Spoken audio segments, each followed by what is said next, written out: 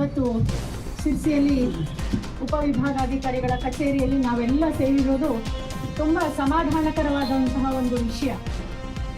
ಅಷ್ಟೇ, ಈ ಡ್ರಗ್ಸು ಮತ್ತು ಸಾರಾಯಿ ಹಾವಳಿ ಏನಿದೆ ಇದರದ್ದು ವಿರುದ್ಧವಾಗಿ ನಾವೆಲ್ಲ ಹೋರಾಡುತ್ತಾ ಇದ್ದೀವಿ ಅನ್ನೋದು ಒಂದು ತುಂಬ ಬೇಜಾರಿನ ವಿಷಯ. ಯಾಕಂದರೆ ಈ ಡ್ರಗ್ಸ್ ಮತ್ತು ಸಾರಾಯಿ ದಂಧೆ ಇದೆಲ್ಲ ಏನು ನಡೀತಾ ಇದೆ ಹಳ್ಳಿಗಳಲ್ಲಿರ್ಬೋದು ಅಥವಾ ನಮ್ಮ ಶಿರಸಿಯಲ್ಲಿ ವಿದ್ಯಾರ್ಥಿಗಳು ಇದಕ್ಕೆ ಎಷ್ಟು ಬಲಿಯಾಗ್ತಾ ಇದ್ದಾರೆ ಅನ್ನೋದು ನಮಗೆಲ್ಲ ತಿಳಿದಿರುವಂಥ ವಿಷಯ.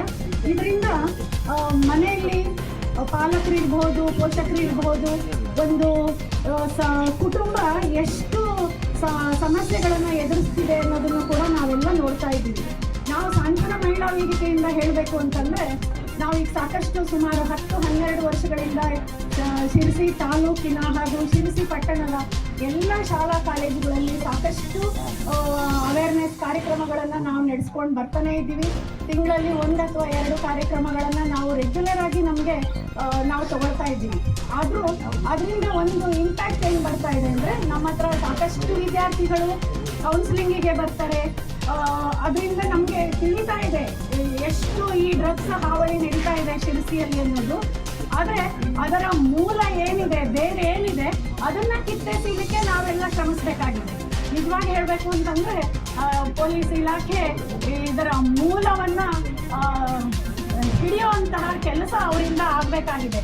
ಇದನ್ನು ನಾವು ಎಲ್ಲರೂ, ನಮ್ಮೆಲ್ಲ ಸಂಘಟನೆಗಳ ಪರವಾಗಿ ನಾವು ಇದನ್ನು ಪೊಲೀಸ್ ಇಲಾಖೆಯಲ್ಲಿರ್ಬೋದು ಅಥವಾ ಉಪವಿಭಾಗಾಧಿಕಾರಿಗಳ ಮೂಲಕ ರಾಜ್ಯ ಸರ್ಕಾರಕ್ಕೆ ನಾವೇನು ಮನವಿಯನ್ನು ಕೊಡ್ತಾ ಇದ್ದೀವಿ.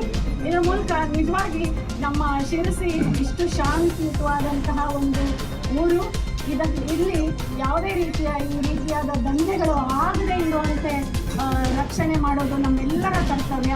ಹಾಗೆ ಇದು ನಿಜವಾಗಿ ಪೊಲೀಸ್ ಇಲಾಖೆ ಇದು ತುಂಬ ಮುತುವರ್ಜಿ ವಹಿಸಿ ಮೂಲ ಬೇರನ್ನು ಇಲ್ಲಿ ಹಿಡಿಬೇಕು ಅನ್ನೋದು ನಮ್ಮೆಲ್ಲರ ಆಗ್ರಹ ಅಂತ ಹೇಳಿ ಈ ಮೂಲಕ ತಮ್ಮೆಲ್ಲರಲ್ಲಿ ನಾನು ಕೇಳ್ಕೊಳ್ತಾ ಇದ್ದೀನಿ.